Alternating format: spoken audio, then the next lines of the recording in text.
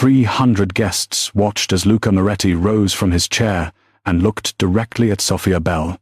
"This woman has no business holding that hammer." The words struck harder because he spoke them quietly.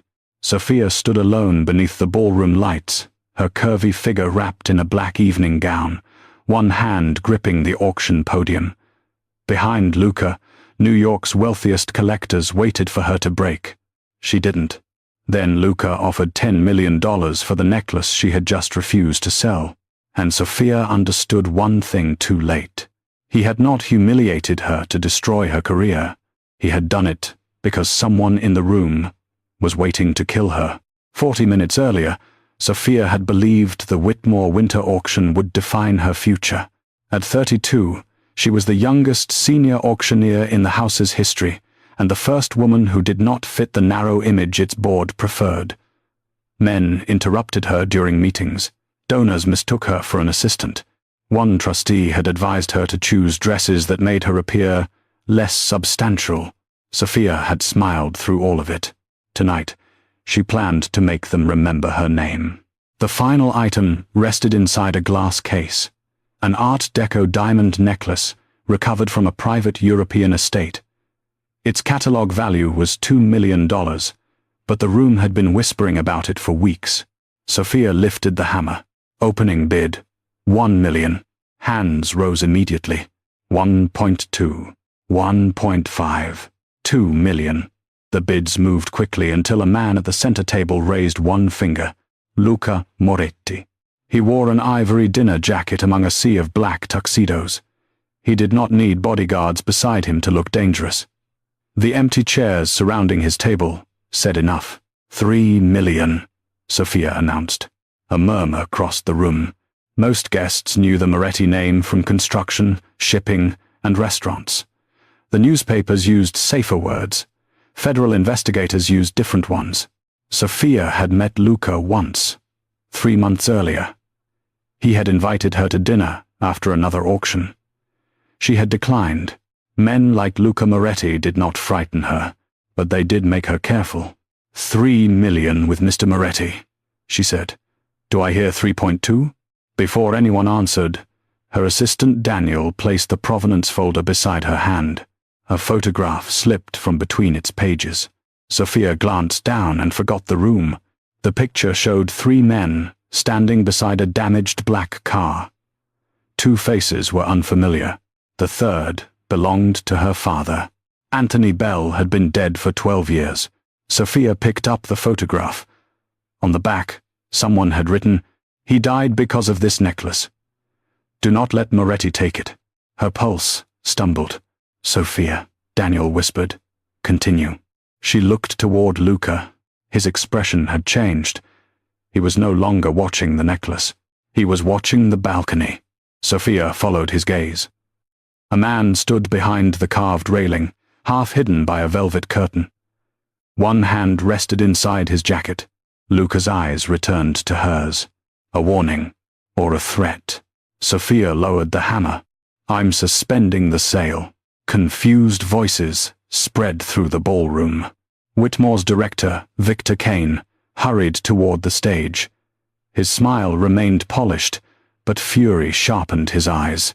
"Continue the bidding," he said beneath the applause microphones.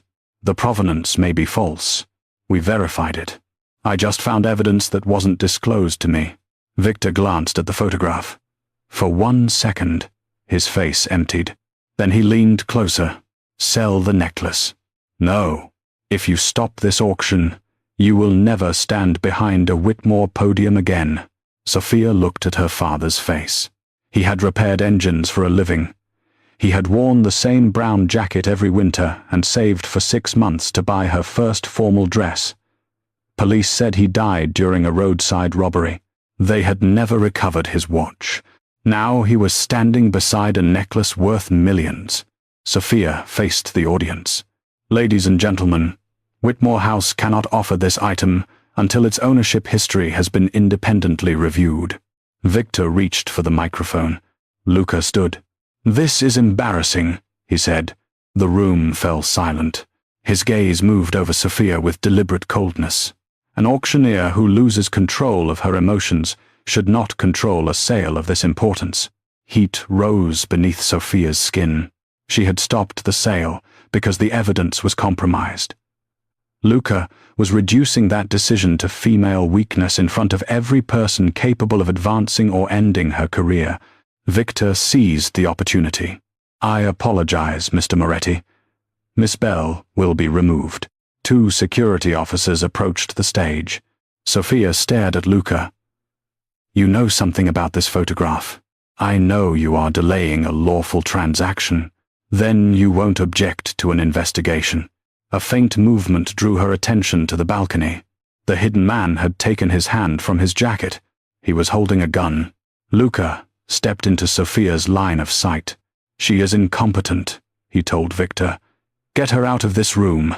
The cruelty in his voice was perfect, but his body now stood between Sophia and the balcony.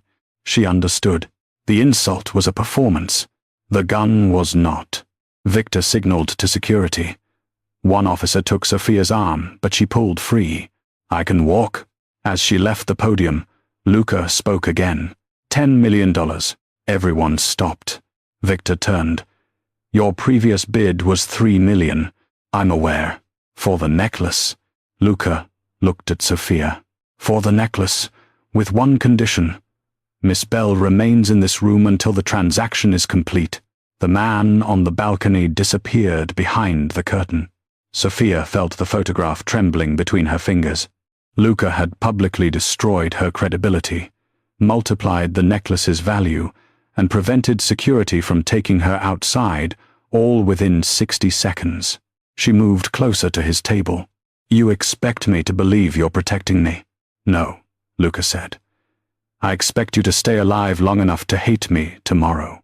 A sharp crack came from above. The ballroom lights went out. In the darkness, Luca caught Sophia around the waist and pulled her beneath the table. Glass shattered where she had been standing. A bullet had struck the auction podium. Luca covered her body with his, as screams filled the ballroom. Then his mouth moved close to her ear. "Your father saved my life 12 years ago." Sophia stopped breathing. Luca pressed a pistol into her hand. "And the man who killed him just learned that you found the photograph." The second shot struck the floor beside Luca's hand. He pulled Sophia through the darkness as guests crawled beneath tables and security shouted conflicting orders. Emergency lights flickered red along the walls. "Stay close," Luca said. "You gave a room full of people a reason to hate me." "I gave the shooter a reason to believe I wanted the necklace more than I wanted you alive." Another shot tore into the table behind them. Luca pushed open a service door and guided Sophia into a narrow corridor. The instant it closed, the noise of the ballroom became muffled. Sophia still held his pistol. She pointed it at him. "Start talking." Luca looked at the weapon, then at her face.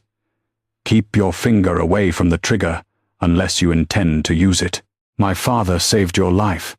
You watched him die, and for 12 years you said nothing." His expression hardened. "This corridor isn't secure." "Then speak quickly." Footsteps echoed beyond the service door. Luca took Sophia's wrist, lowered the pistol, and led her toward a freight elevator. She resisted. "Where are we going?" "To the Whitmore archive. The necklace is in the ballroom." "No." Kane removed it before the lights failed. Sophia remembered Victor reaching toward the display case while everyone watched Luca's $10 million bid. The blackout had not interrupted the auction. It had covered a theft. The freight elevator opened. Luca pulled her inside and pressed the basement button. Only then did Sophia notice blood darkening the sleeve of his ivory jacket. "You've been shot. Grazed. Sit down." "I'm fine. You're bleeding on a $10,000 jacket." 12. Despite herself, Sophia almost laughed. The sound caught painfully in her throat. She tore a strip from the lining of her dress and wrapped it around his upper arm. Luca watched her hands without speaking. "My father taught me how to do this," she said. "He said people panic at the sight of blood and forget to stop it." "He didn't panic. You were there. Luca nodded. The elevator descended. 12 years ago, he said. I was 19 and working for my family. I transported packages without asking what they contained. One night, I opened one. What was inside? Payment records. Names, dates, shipping routes. Proof that Victor Kane was using private auctions to move money for illegal weapons. Sophia stared at him. Victor was involved with your family. He worked with several families. Whitmore sold objects that didn't exist to buyers who never received them. Millions changed hands, and every transaction appeared legitimate. And my father, Victor, hired him to repair antique locks and display cases. Anthony discovered a hidden compartment inside that necklace. He began copying records and placing them inside it. The elevator doors opened onto the basement archive. Rows of metal shelves disappeared into darkness. Luca entered first, his pistol raised. Sophia followed, with the photograph pressed against her chest. Why would my father trust you? She asked. Because I wanted out.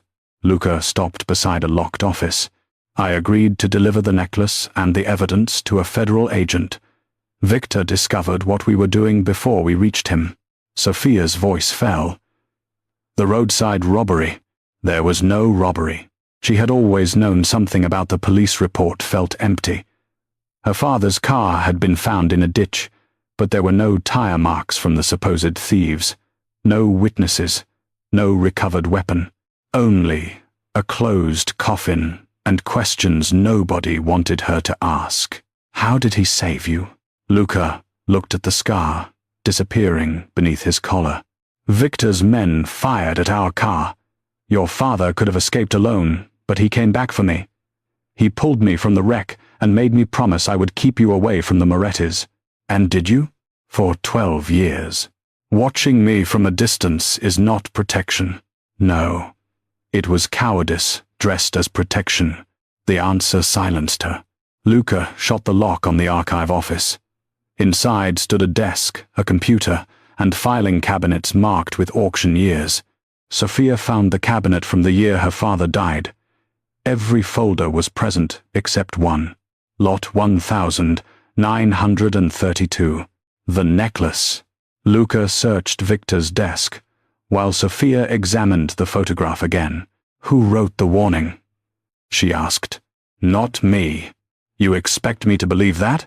If I wanted the necklace, warning you not to let me take it would be an unusual strategy. You humiliated me in front of 300 people, and you're alive to complain about it. Sophia turned away before he could see how deeply the words had landed. He had protected her, but he had also kept the truth from her for 12 years. Gratitude and anger twisted together until she could no longer separate them.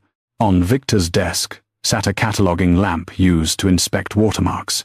Sophia switched it on and placed the photograph beneath its ultraviolet glow. Faint writing appeared along the bottom edge. Her father's handwriting. The clasp opens with Sophia's song. Her chest tightened. When she was a child, her father had kept a small safe in the garage. She used to sing while he turned its dial. 4 notes. A pause. 2 notes. Then 1. Not a song. A combination. Sophia looked at Luca. The evidence is still inside the necklace. If Victor opens it incorrectly, the compartment destroys whatever it contains. And I'm the only person who knows how to open it. A monitor on the wall suddenly came to life. Victor Kane appeared on the screen, standing inside Whitmore's private vault. The diamond necklace rested in his hand. Daniel stood beside him. Sophia stepped closer. Daniel? Her assistant's face was pale. He would not look at the camera. Victor smiled. You were always too curious, Sophia. Just like your father.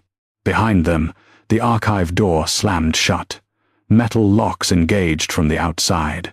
A red light began blinking above the ceiling vent. Luca fired into the lock, but the reinforced door held. Sophia heard a soft hiss.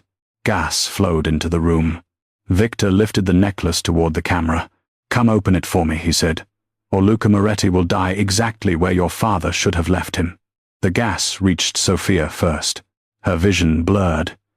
The photograph slipped from her fingers. Luca tore off his jacket, pressed it against the ceiling vent, then overturned Victor's desk beneath it. "It won't hold," Sophia said. "It doesn't need to." He ripped the computer cable from the wall and tied it around the vent cover, trapping the jacket in place.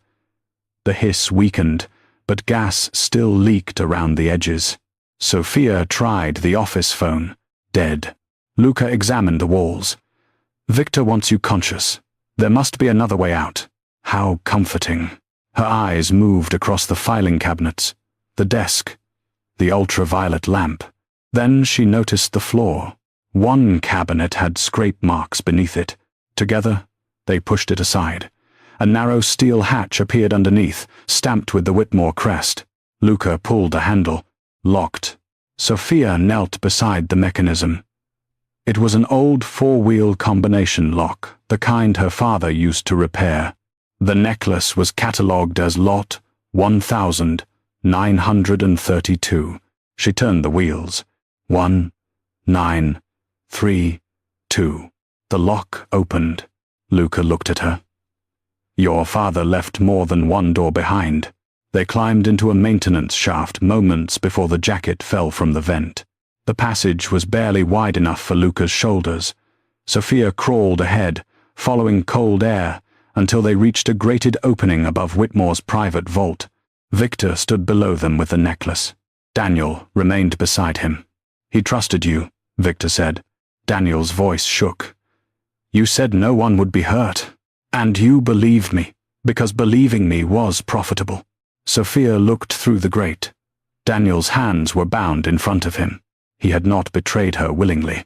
A gunman stood near the vault entrance. A second guarded Daniel. Luca leaned close to Sophia. "When we drop, stay behind me. You're wounded, and you've never fired that pistol. You don't know that. Your grip tells me." Even now, he noticed everything. Sophia studied the room. Above Victor was the vault's fire control pipe.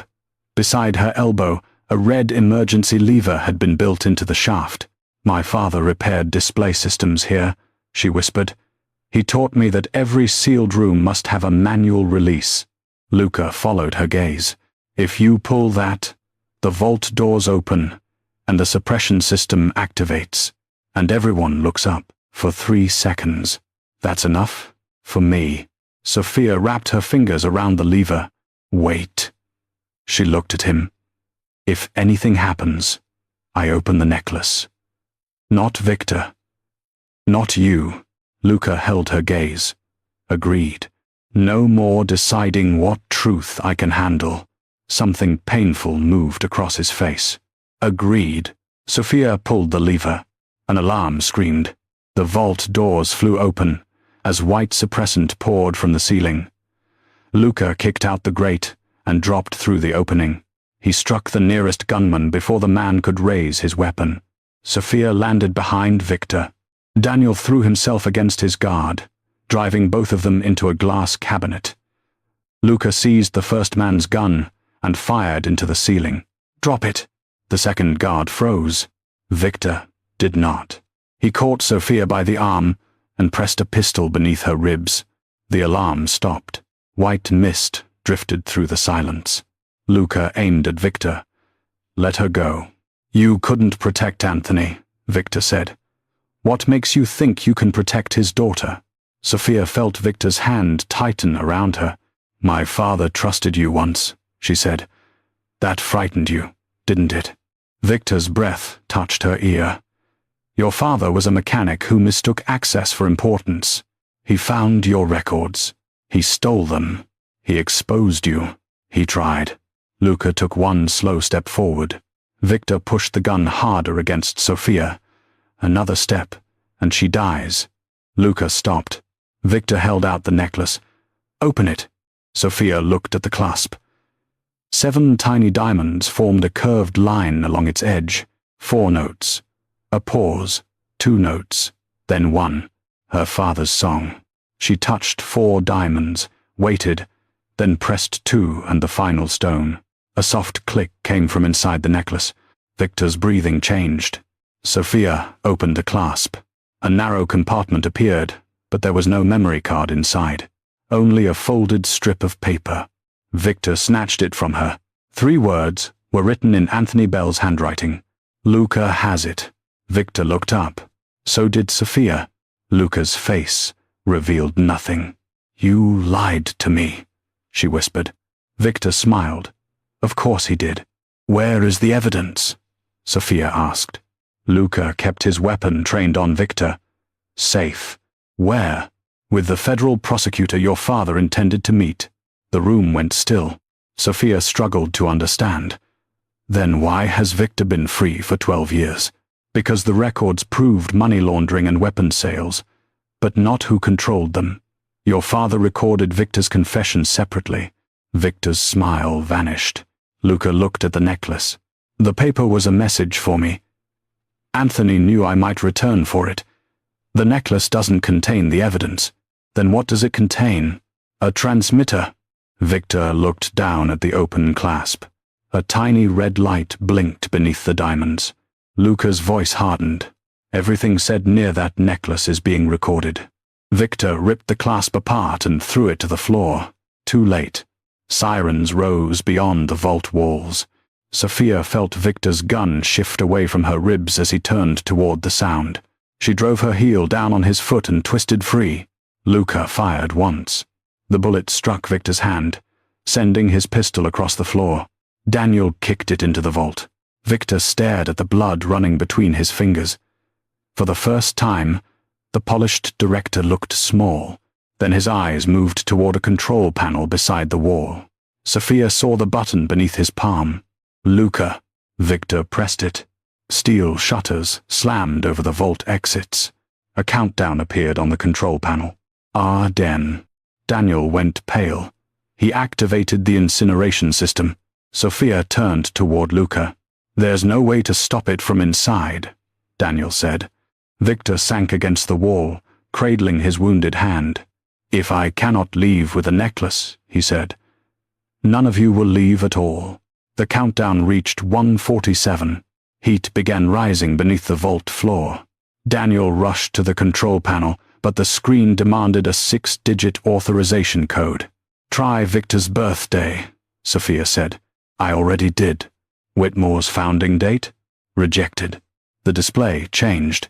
Eden Sanchiefen. Luca kept his pistol aimed at Victor. Give us the code. Victor pressed his wounded hand against his chest.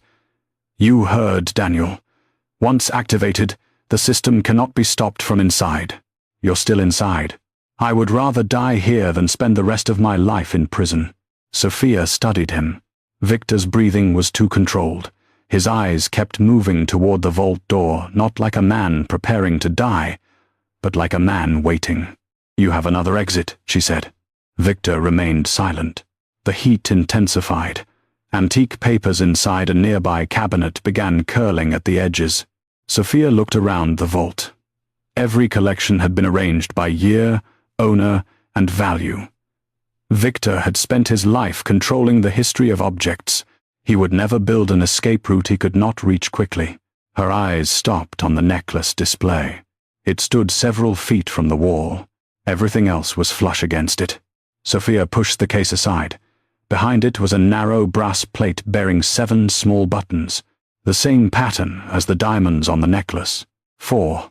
Pause. 2. 1. Her father's song. Victor lunged toward her. Luca struck him across the jaw and forced him to the floor. Sophia entered the sequence. A section of the wall opened, revealing a private passage and a second control panel. Lingden Wushabafen. Daniel reached it first. This one can cancel the system. Then do it. It needs Victor's fingerprint. Luca dragged Victor upright and forced his wounded hand toward the scanner. Victor curled his fingers into a fist. You think Anthony wanted you to become this? He asked Luca. Holding a gun? Threatening a helpless man? Luca's expression did not change. You had Anthony murdered and aimed a gun at his daughter. Helpless is not the word I would use. Luca, Sophia said. He looked at her. She understood the fury in his eyes. For 12 years, he had lived with the memory of leaving her father on that road. Killing Victor might feel like justice, but it would also give Victor one final victory. Don't become the man my father saved you from becoming. Luca slowly lowered the pistol. Victor smiled. Then Sophia seized his injured hand and slammed it against the scanner. The panel flashed green. Daniel pressed the cancel command. The countdown stopped at 0:19. Cool air poured through the vents. For several seconds, no one moved. Then the steel shutters lifted. Federal agents entered with their weapons raised. Daniel dropped to his knees immediately. Luca placed his pistol on the floor. Victor tried to retreat into the hidden passage, but Sophia blocked him. "You wanted my father erased," she said. "Now everyone will know what he found." Victor's face hardened. "They have financial records. That proves nothing about his death." Luca picked up the broken necklace clasp and handed it to the lead agent. The transmitter was active when Victor admitted Anthony discovered the records. "That doesn't prove I killed him," Victor said. Sophia remembered his words in the vault. "You couldn't protect Anthony. Not we. Not they." Victor had spoken like a man who was there. She stepped closer. "My father escaped the wreck, didn't he?" Victor's eyes flickered. Luca understood what she was doing. "He escaped with the evidence," Luca said. "You couldn't find him." Victor laughed coldly. "Anthony never escaped anything." There it was. Sophia forced herself to continue. "Then tell us what happened." He crawled out of that car believing the police would save him. Victor's polished mask finally broke. "He begged me to let you grow up with a father." Pain tightened around Sophia's heart. But she did not look away. "And you shot him." "I protected everything I had built." The lead agent touched his earpiece. "We received it." Victor's anger vanished. The transmitter had survived. Every word had been recorded. Agents handcuffed Victor and led him from the vault. He passed Sophia without looking at her. Daniel remained on his knees. "I put the photograph in the folder," he confessed. "I found it in Victor's office. I didn't know how else to warn you. You could have told me. He owned my debt. He threatened my sister." Shame lowered Daniel's voice. "That explains what I did. It doesn't excuse it." Sophia gave the agents his name. His choices would be judged later. Tonight, she had no strength left to decide whether forgiveness was possible. When the vault emptied, only Luca remained. Blood had soaked through the bandage around his arm. Yet, he seemed unaware of it. Sophia held up the broken necklace. If the transmitter was already inside, why bid $10 million to stop Victor from removing it? "You could have warned me before the auction. If Victor knew we had spoken, he would have changed the necklace or cancelled the sale. So you chose to humiliate me." "I chose the one lie he would believe, that a Moretti valued an object more than a woman." The answer did not erase what he had done, but it made the cruelty cost him something too. Sophia looked toward the empty vault entrance.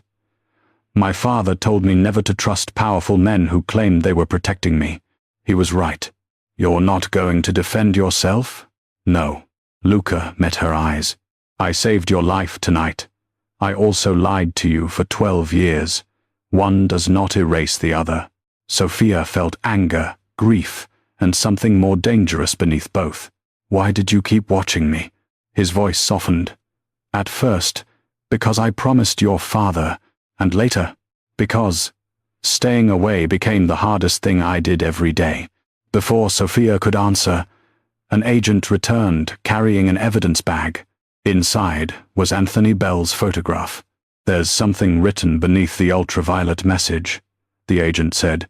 "We believe it was meant for Mr. Moretti." Sophia held the photograph under the vault light. A second line appeared in her father's handwriting. "When Sophia knows the truth, give her the choice you took from her." Sophia looked at Luca. For the first time that night, the Mafia boss seemed afraid of her answer. Sophia did not answer Luca that night. She left the vault with her father's photograph in one hand and the broken necklace in the other. Federal agents surrounded her with questions. Cameras waited outside Whitmore House, and an ambulance carried Luca away before she could decide whether she wanted to forgive him or never see him again. For 12 years, other people had chosen what she was allowed to know. She would not make another choice while bleeding from the truth. 3 weeks later, Victor Kane was charged with murder, money laundering, illegal weapons trafficking, and conspiracy. Daniel accepted responsibility for helping Victor conceal records. His testimony exposed 2 Whitmore trustees and several private collectors. Because he had warned Sophia and cooperated with investigators, prosecutors recommended leniency. Sophia did not forgive him, but she told the truth about what he had done to save her. Sometimes mercy was not innocence. It was refusing to lie in either direction. The Whitmore board released a statement blaming Victor alone. They praised Sophia's professional courage and offered to reinstate her as senior auctioneer. She declined. Then she released the recording of Victor ordering her to sell an object with false provenance. By morning, 3 museums had suspended business with Whitmore. By the end of the week, half its major clients had followed. Sophia's career was not destroyed. Whitmore's reputation was. 1 month after the auction, Sophia stood behind a smaller podium inside the Bell Community Gallery. Her father's photograph hung beside her. The gallery had once been an abandoned repair garage. Now its white walls displayed objects stolen, hidden, or misattributed by powerful collectors. Every item had been returned to the history it belonged to. Reporters filled the back rows. At the center of the exhibition rested the Art Deco necklace. The diamonds were still beautiful, but the catalogue beside them told the story that Whitmore had tried to erase. It did not name a European duchess. It named Anthony Bell, mechanic, father, witness. Sophia approached the microphone. An object's value does not come only from who owned it, she said. Sometimes its greatest value comes from the person who refused to let its truth be buried. Applause rose through the gallery. When it faded, Sophia saw Luca standing near the entrance. He wore a dark suit, without bodyguards or the ivory jacket that had once made him impossible to overlook. His wounded arm was no longer in a sling, but he held it carefully at his side. He had not contacted her since the vault. He had kept his promise. This time, the choice was hers. After the guests left, Sophia found him studying her father's photograph. "You missed the auction," she said. "I thought my presence might lower the quality of the room. It usually raises the price." A shadow of a smile touched his mouth. Sophia looked toward the necklace. "Whitmore says your $10 million bid was never completed." It was. She turned to him. Luca handed her a bank document. $10 million had been transferred into a protected fund bearing Anthony Bell's name. The money would pay for the gallery, legal support for whistleblowers, and independent investigations into stolen art. Sophia read the document twice. "You paid $10 million for a necklace you don't own." "No. I paid what I offered that night. To protect me. To make certain Whitmore could not claim your decision, cost its clients $10 million. And to ensure Victor's victims would not need men like me to defend them." Sophia lowered the paper. "You could have told me. I've learned that deciding what you should know is a dangerous habit." That sounds almost like an apology. "It is an apology." Luca faced her fully. "I humiliated you because I believed it was the fastest way to move you out of the shooter's line of fire. It worked. That does not make it right." "No, it doesn't. I watched you for 12 years because I promised your father you would be safe. Then I used that promise to justify staying close enough to know your life, without allowing you to know mine." His voice remained steady, but Sophia could see the fear beneath it. Not fear of punishment. Fear that honesty had arrived too late. "I cannot return the years I took from you," he said. "I can only stop taking." He placed a small key on the table. "What is that?" Sophia asked. "A deposit box. It contains every report I kept about you, every record connected to your father, and a letter I wrote after the night he died. You expect me to read it? I expect you to decide. Luca turned toward the door. Sophia watched him walk away. The most powerful man in the room had finally done what no powerful man in her life had been willing to do. He left without demanding anything. Luca, he stopped. Sophia crossed the gallery and stood before him. My father's message said you should give me the choice you took from me. Yes. Then ask me properly. For the first time since she had met him, Luca Moretti looked uncertain. Sophia Bell, he said. Would you have dinner with me? She let the silence hold him for a moment. You once asked me that, after an auction? You said no. You were arrogant. I still am. You publicly called me incompetent. To save your life. You lied to me for 12 years. To protect you. You always have a reason. No. His eyes held hers. This time, I only have regret. That answer reached her more deeply than an excuse would have. One dinner, Sophia said. No bodyguards at the table. No secrets. And you don't order for me. Agreed. If you lie, I leave. Agreed. And $10 million does not buy forgiveness. I know. Sophia looked back at her father's photograph. For years, she had imagined justice as the moment his killer was punished. Now she understood it differently. Justice was Victor losing the history he had tried to control. It was Anthony Bell's name surviving his murderer. It was Luca standing beside her, without standing in front of her. And it was Sophia, choosing a future that neither fear nor gratitude had chosen on her behalf. She reached for Luca's hand, not because he had saved her, not because he had paid $10 million, because when the truth finally cost him the woman he loved, he had told it anyway and trusted her with the ending. Sophia switched off the gallery lights. Beneath the final beam, the necklace no longer looked like evidence of a murder. It looked like a promise fulfilled. Her father had hidden the truth inside something men would kill to possess, but in the end, its value belonged to the daughter they had underestimated.